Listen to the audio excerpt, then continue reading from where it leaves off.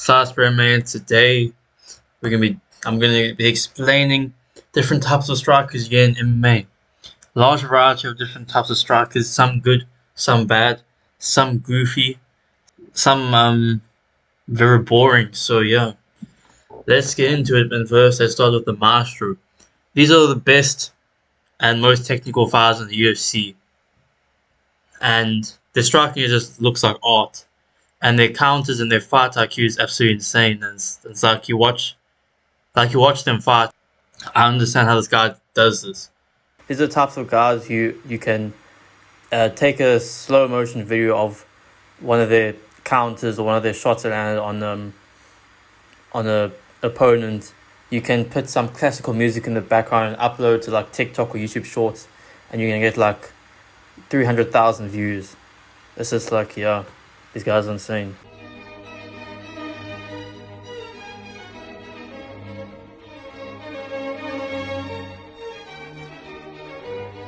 And for example, Max Holloway is one of the best strikers in UFC history, but a lot of his fights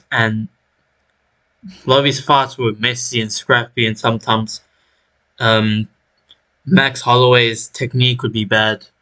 But like these guys, their technique looks flawless, and it just looks aesthetically pleasing to watch them fight. But Ilya Taporia, boxing is absolutely beautiful.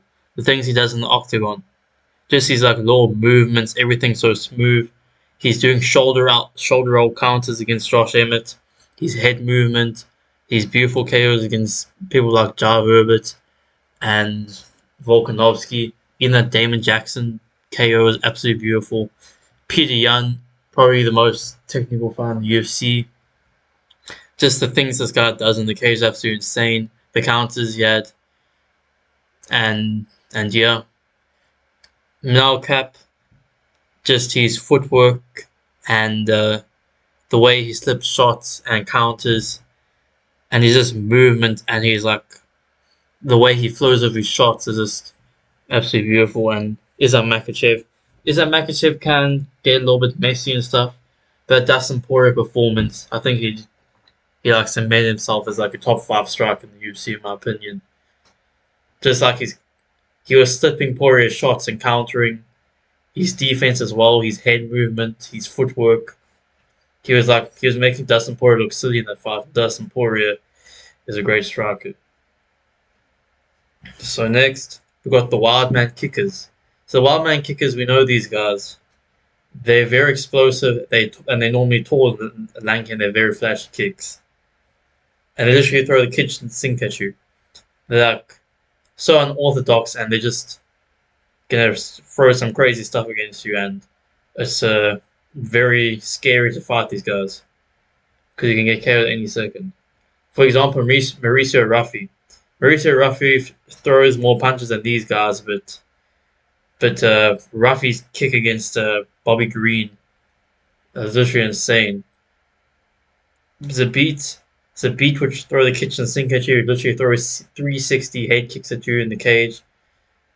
And yeah, he was a wild man kicker. Yair Rodriguez as well. Yair Rodriguez is so dangerous on the feet.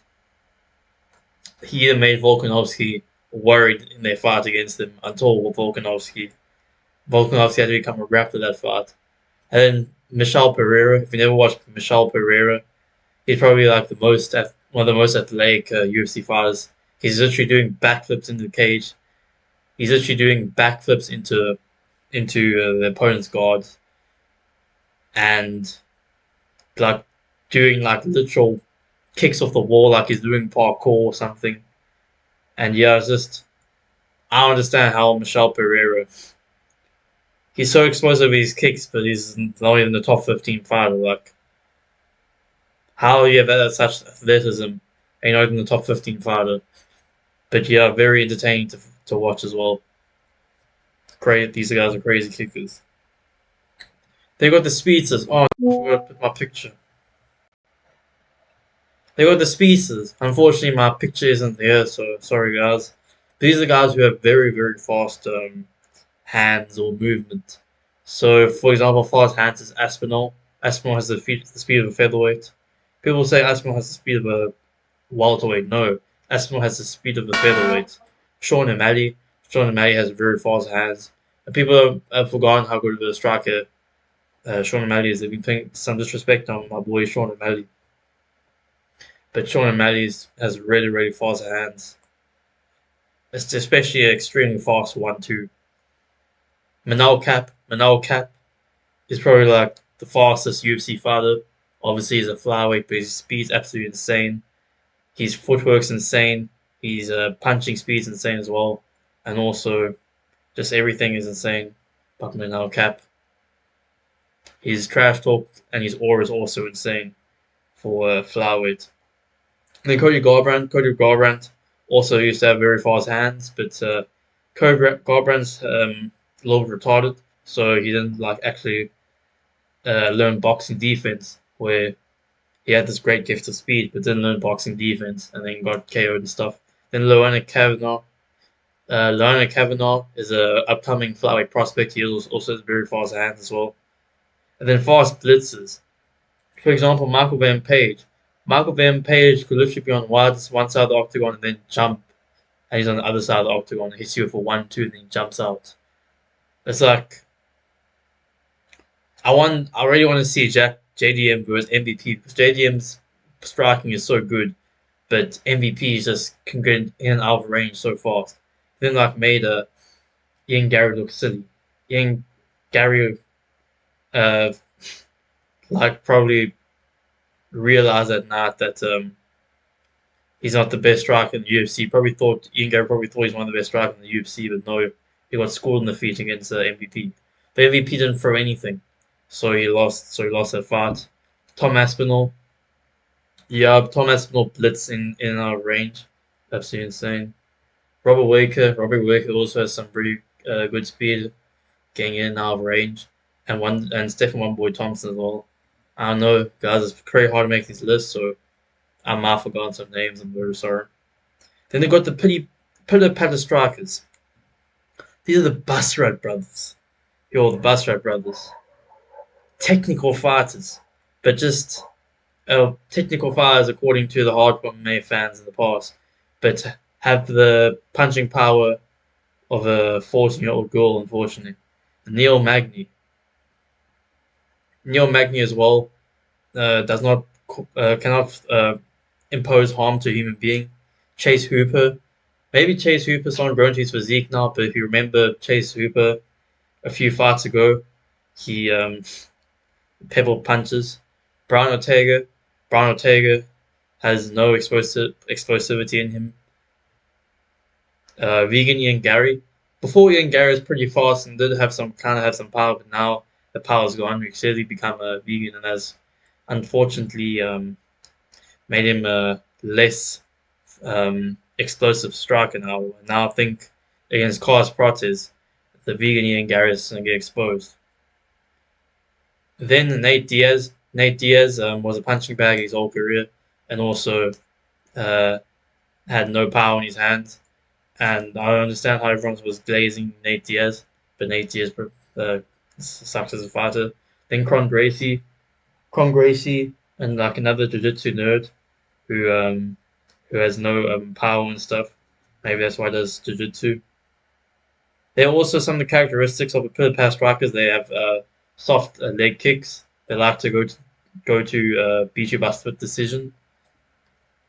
They only punch your guard, and then normally, like for example, the Bassrat brothers, they like punch your guard and then run away, and then they beat you by decision because they're a bit taller than you and they can run away, and they fight to outpoint you, not to hurt you, and also they're beatable if you don't care about the power. So if you Ricky Simone just realized that getting hit by Jared Bassrat does nothing to you, and it's like basically a gust of wind hitting your face. So Ricky Simone could literally keep his chin in the air and just try and land over and right, and eventually one would land. But he did not care about anything which the Bassrat brothers was going to throw against him, so he got the KO. And that's the way how to beat the Bassrat brothers. I'm fine. I've always knew the Bassrat brothers were gonna be shit. Not shit, but like they would never. Some people were saying the Bastard Brothers, oh, they're so dangerous, man. They can reach the top five, man. These brothers are technical, man. But no, they actually have the power of a 12-year-olds, and that unfortunately is not going to get you very far in the UFC. And I think there's even a lot of the 125ers can literally beat the Bastard Brothers because on the feet because the Bastard Brothers aren't even gonna hurt a flyweight. I think Molly McCann probably hits harder than the Bastard Brothers. And next, the Meaty Hooker. This is inspired by Lucas Tracy and yeah, these guys just have big meaty hooks. It's hard to explain. Big You need to meaty have a hook. trained eye in MMA to understand the meaty hook. But some fighters who have meaty hooks is Chandler, Josh Emmett, Justin Gaethje, Diego Lopez, Drew Dober, Gilbert Burns, Wanderlei Silva. Do you guys think this is a good meaty hook tier list? Let me know. And yeah, Josh Emmett is the GOAT and CEO of the meaty hook community. And finally, got the Overthinker. So these are the guys who think that fighting is a science science calculation and stuff, and they doing 55 calculations on their calculator instead of throwing punches. So normally, what I'm trying to say is that these guys could be losing fights in the middle of the round. Like, say they're down 2 rounds, and then the third round, they like not throwing anything because they're overthinking of what they need to throw and stuff, and they actually don't throw anything. Where yeah, I don't know if I'm explaining it well. Because they want to be technical and stuff. They want to look like Mayweather. They want to be slipping punches. They want to be countering stuff. They don't want to get hit and they want to hit you. But the problem is that in MMA, you have to get hit, and also you're not a Mayweather, bro.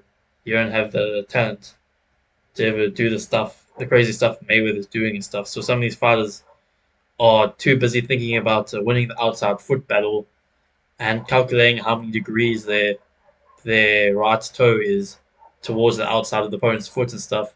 And they think about all that little stuff, but they're not throwing any punches. And MMA is a pretty simple sport. You just need to throw punches on your opponent's face, and you need to throw more punches on your opponent's face than they throw on you.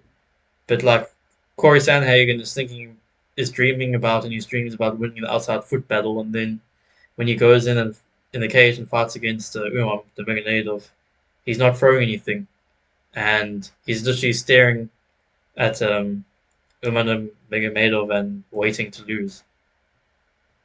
So some of these fighters are Corey Sandhagen against Umar the Meganadov. Yeah, that was not a good performance.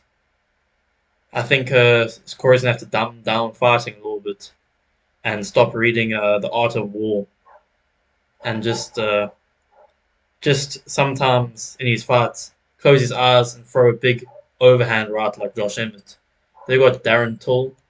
Darren Tull didn't throw any punches against Tyron Woodley, and also against Wonderboy Thompson had a staring competition. Leon Edwards. Leon Edwards is a guy who, when he starts getting outstruck and stuff, he kind of starts to give up and stuff. Also against Sean Brady and Bilal Muhammad. And if Leon Edwards is just like, okay, I'm just gonna throw everything and leave everything I have in the octagon, and if I get KO'd, I'm still gonna throw kicks and jabs and stuff and leave my chin open in the for a chance to get hit to land something. Then Leon Edwards would probably have more success, but he wants to look pretty and avoid damage. Then Tyron Woodley, for some reason, fights would not throw anything. If you watch Yoel Romero, if you watch Adesanya versus Yoel Romero, you'll know what I'm saying. Then Adesanya versus Strickland. Adesanya was losing against Sean Strickland, getting walked down, and instead of just trying to have a war with Sean Strickland in order to try and win, and just throw things at Sean Strickland, we just like Driga Super C, just has given the game plan to beat Sean Strickland. You just have to throw as much things as possible because you're not going to hit Sean Strickland clean by throwing 2 punches every minute. But Adesanya didn't do that. He just allowed himself to get walked down, and Adesanya was overthinking about being technical or something in the cage, and then just walked down by Sean Strickland. Also, Steve Usyk versus Bram Moreno. Steve Usyk just times and throw anything and stuff, and try to also calculate and do formulas like Corey Sandhagen. And yeah, to boy Salisbury May and Mount. I'll probably do part two of this list.